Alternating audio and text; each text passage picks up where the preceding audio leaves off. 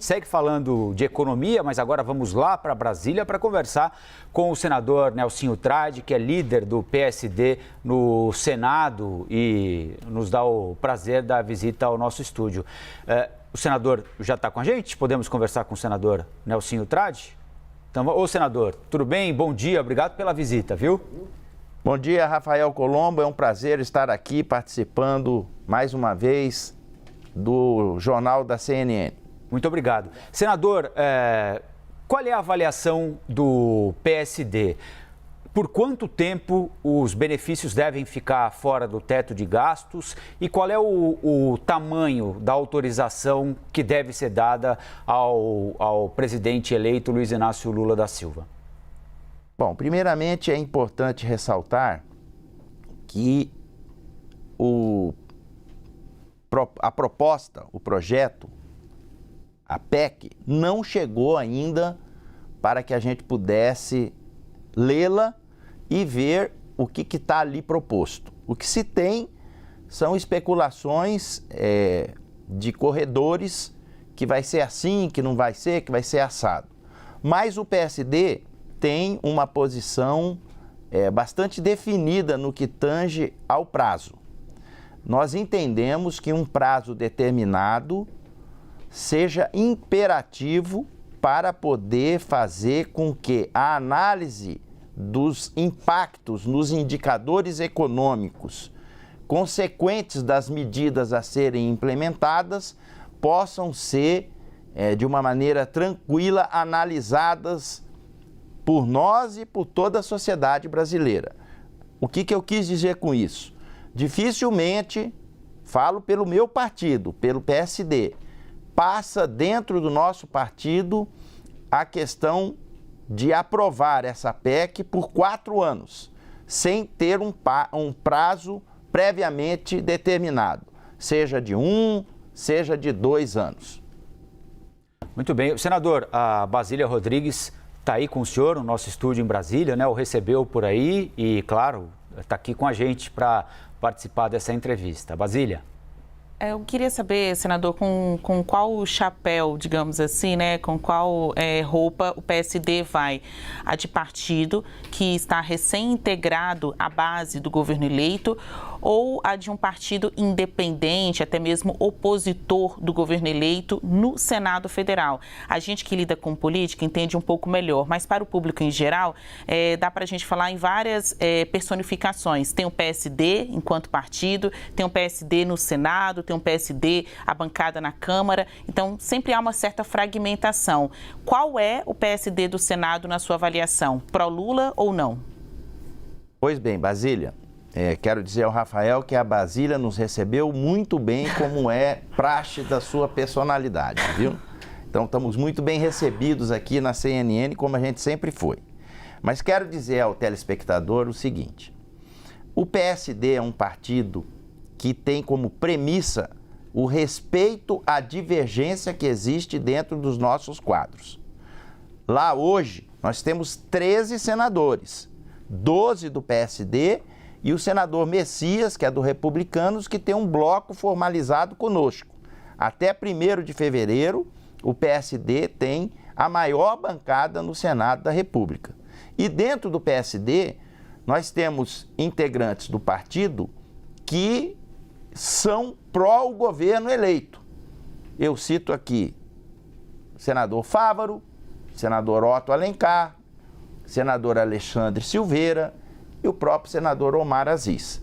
Porém, tem outros quadros que estão numa linha de avaliar os projetos para poder ver o que é importante para o Brasil e, em cima da análise feita, fazer sugestões e propostas para que a gente possa andar numa linha mais independente.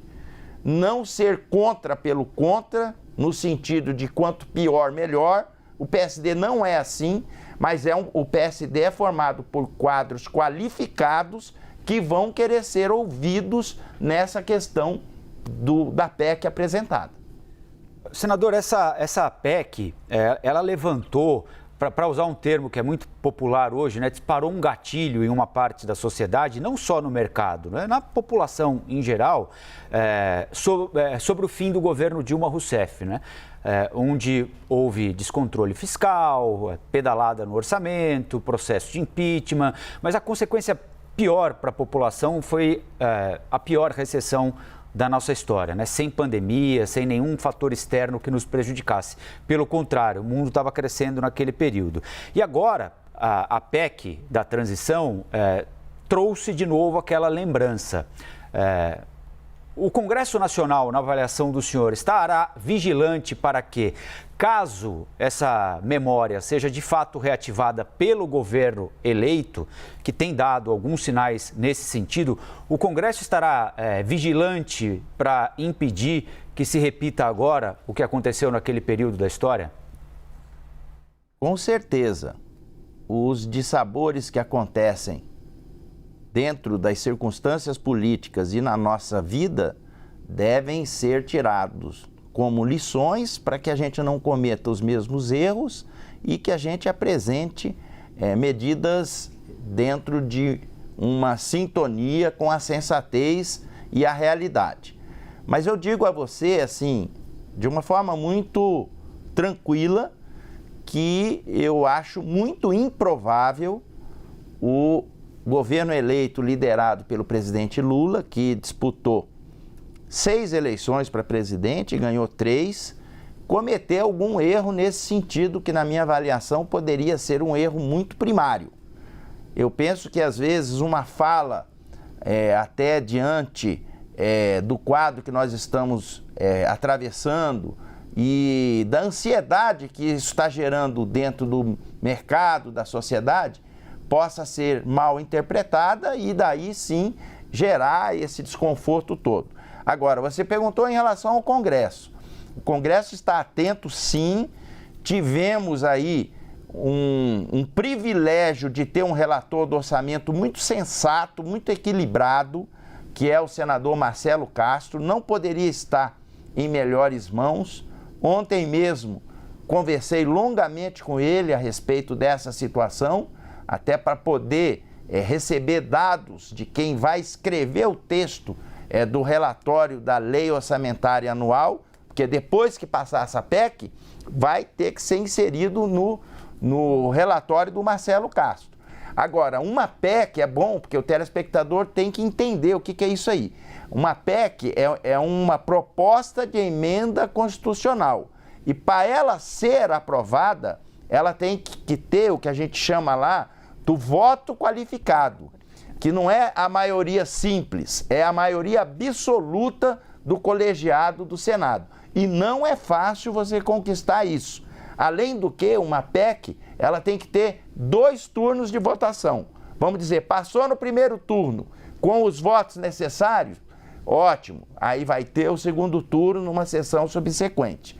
Então, é um caminho legislativo estruturado, que dá uma segurança jurídica muito forte para quem está propondo, mas é um caminho que precisa inserir aí uma harmonia muito evidente com o legislativo para que ele possa prosperar.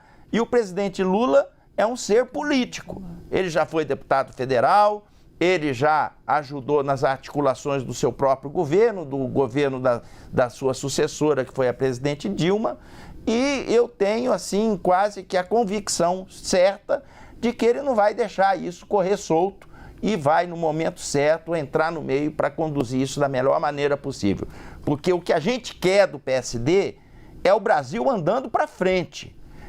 Tanto um candidato quanto o outro propôs os R$600 como a Bolsa Família, agora a ser chamada assim novamente. O presidente Lula avançou um pouco com R$150 para as crianças menores de 6 anos, aumento real no salário mínimo, outras situações que precisam ser recompostas, que é a farmácia popular, a questão da saúde indígena, da merenda escolar, das universidades, dos institutos federais.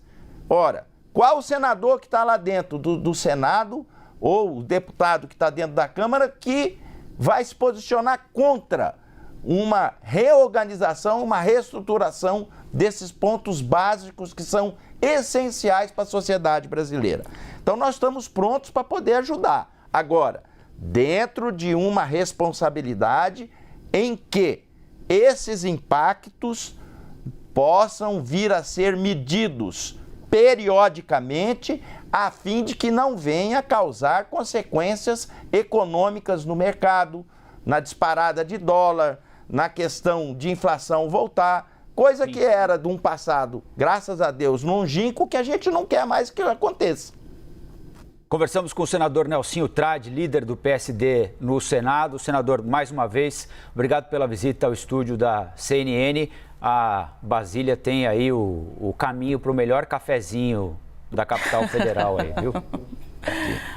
Eu queria até saber se no lugar de PEC vier uma medida provisória, como o senhor acha que o Congresso receberia? Só para matar aí 30 segundos. Perfeito. Rafael, obrigado mais uma vez. Eu quero dizer para Brasília o seguinte: a medida provisória é um instrumento legal, legítimo, que o presidente pode lançar a mão. Agora, não tem a mesma estrutura e a mesma força legislativa do que uma proposta de emenda à Constituição. A proposta de emenda à Constituição, no meu ver, ela é mais trabalhosa, mais dificultosa, mas ela vai coroar de êxito o início de uma relação que o governo eleito precisa ter com o Congresso Nacional. Obrigado, senador. Senador. Vamos ao café, né? Bom dia para o senhor. Até a próxima. Muito obrigado. Obrigado. Um abraço a todos os telespectadores.